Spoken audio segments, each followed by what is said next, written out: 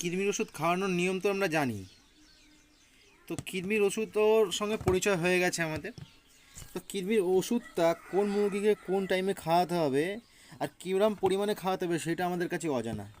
আর অনেককেও জানি, আবার অনেকেও তার পরিমাণটা জানি না।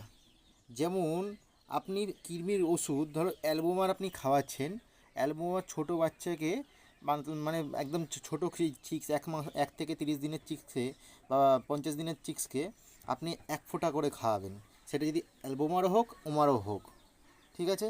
আর বড় মুরগি যখন হবে তখন তাদেরকে 50 দিনের পরে আবার 1.5 মাস বাদে আবার খাওয়াবেন, 1.5 মাস পরে আবার 2 মাস বাদে খাওয়াবেন, এরকম করে গ্যাপ দিয়ে খাওয়াবেন।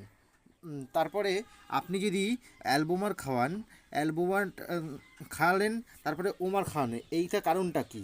কারণ আপনি যখন অ্যালবোমারটা খাওয়ালেন, অ্যালবোমারটা খাওয়ানোর পরে কৃমি তো মরে গেল, তারপরে যদি আবার অ্যালবোমার দেন তাহলে সেই টেস্টটা কৃমিটা বুঝে যাবে, ঠিক আছে। তখন কিন্তু সেই কৃমিটাকে মারতে আর আপনি পারবেন না।